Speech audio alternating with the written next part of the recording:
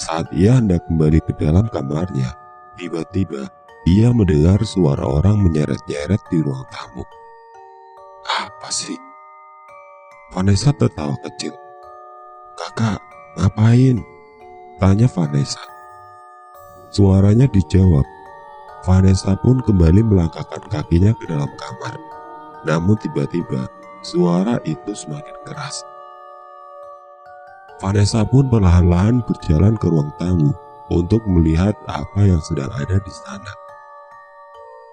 Tidak apa-apa. Vanessa kebingungan. Sesampainya di sana, ia hanya melihat keadaan ruang tamu yang seperti biasanya. Sampai akhirnya ia melihat ke arah kirinya dan melihat seseorang yang tidak beranggotakan tubuh lengkap menyeret-nyeret tubuhnya. Ah, kakak! Vanessa menjerit. Tiba-tiba ia pun menabrak seseorang di belakangnya. Ah, apa sih? Kakaknya berteriak sambil memegang kepala Vanessa. Kakak! Vanessa mendorong-dorong sang kakak. Ayo kita masuk ke kamar. Sesampainya mereka di kamar, Vanessa pun langsung mengunci pintu, lalu berlari ke pojok kamar. Ada apa lagi sih? Lihat dia lagi. Enggak, jawab Vanessa ketakutan. Tadi ada Pak Saleh yang jualan sayur. Lanjutnya gemeteran. Orang Pak Saleh tadi pagi masih jualan sayur kok di depan, jawabnya. Udah, nggak usah takut-takut begitu. Tok, tok, tok. Tiba-tiba ada yang mengetuk jendela mereka. Berduanya pun langsung terdiam.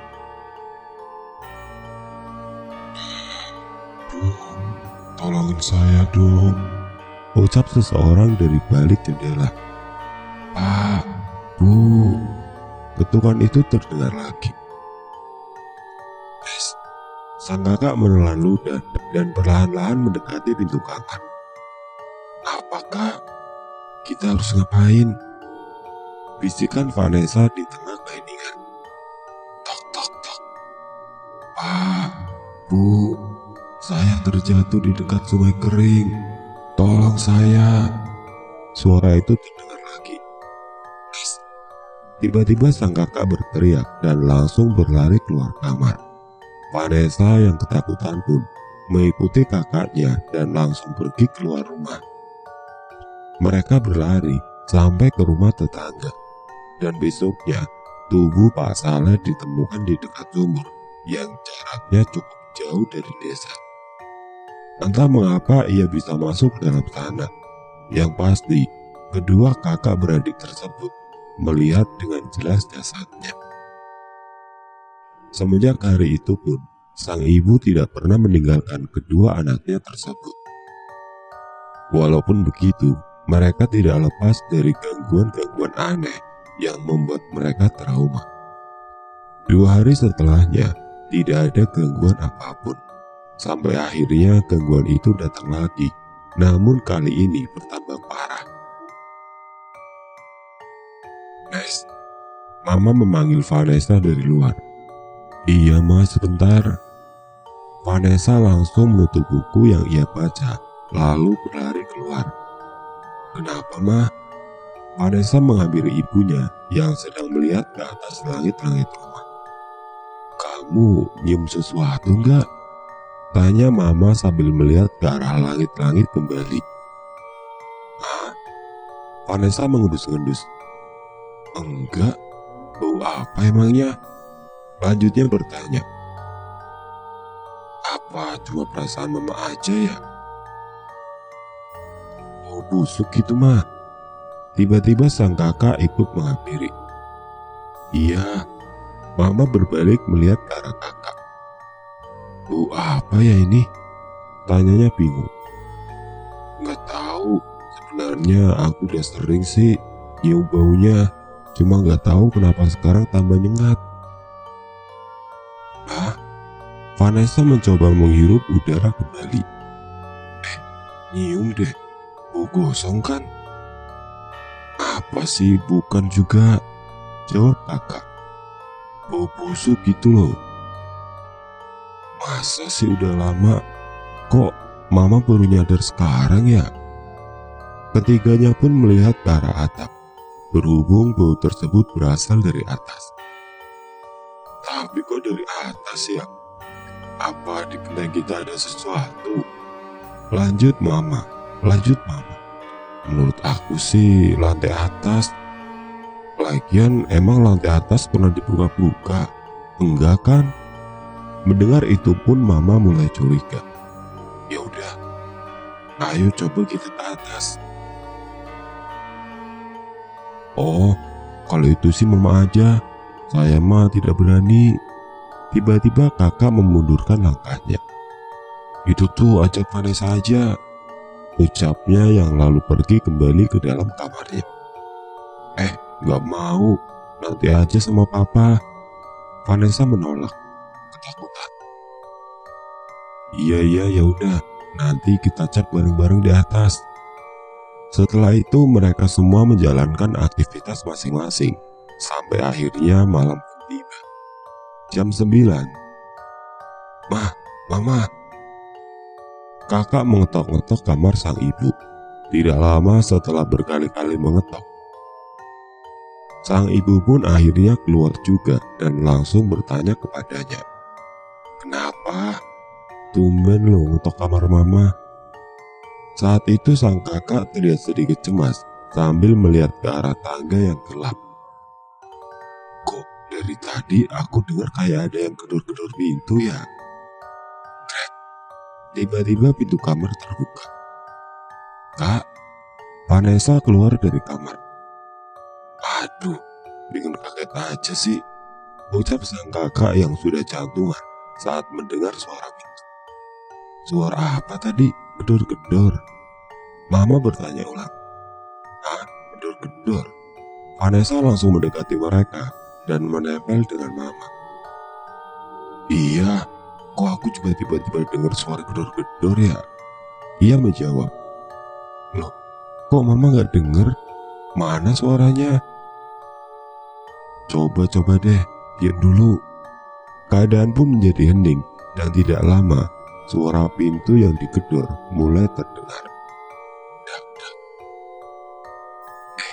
Iya ya, itu dari mana? Tanya sang mama kebingungan. Nah itu dia, kalau dari luar gak mungkin deh, jawab sang kakak yang juga kebingungan dengan keadaan.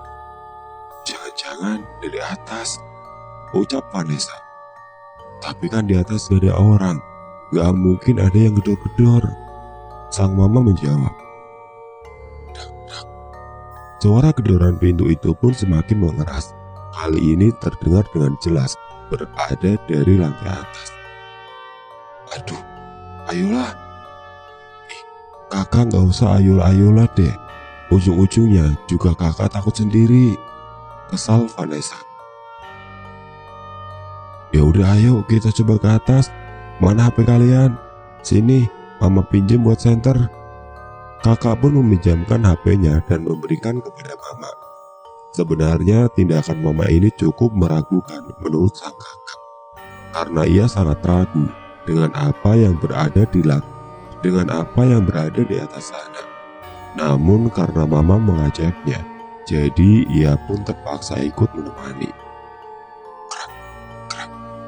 Anak tangga itu berbunyi. Mama menyinari lantai atas yang gelap gulita. Kok gak ada lagi ya suaranya? Mama bertanya sambil melihat ke arah kedua anaknya itu. Itu Vanessa tiba-tiba berlari menuruni anak tangga. Apa sih bikin kaget? Ada apa sih mah? Sang kakak mencoba melihat sekitar. Astagfirullah. Astaga, turun sekarang, turun. Tiba-tiba mama mendorong sang kakak. Dengan panik, mereka pun langsung turun dan langsung berlari ke ruang tengah.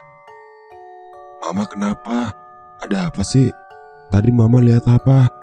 Tanya kakak panik. Ya ampun. Dengan nafas yang tersegal-segal sehabis berlari, mama pun langsung duduk di kursi ruang tengah. Gak apa-apa, pokoknya nanti malam kita bakal ngomongin ini sama papa. "Emang kenapa, mah? Tadi ada apa?" tanya sang kakak yang masih penasaran dengan apa yang kedua keluarganya lihat di atas sana. "Enggak, sudah, kamu masuk aja, masuk," perintah sang mama. Mama pun mengantarkan sang kakak ke dalam kamar. Namun saat mama sudah masuk ke dalam kamarnya, sang kakak sempat mengintip ke arah tangga yang masih dalam keadaan gelap. Namun, betapa terkejutnya ia saat melihat seseorang yang sudah diselimuti dengan kain kafan. Ia melihat ke arahnya, mata mereka saling menatap.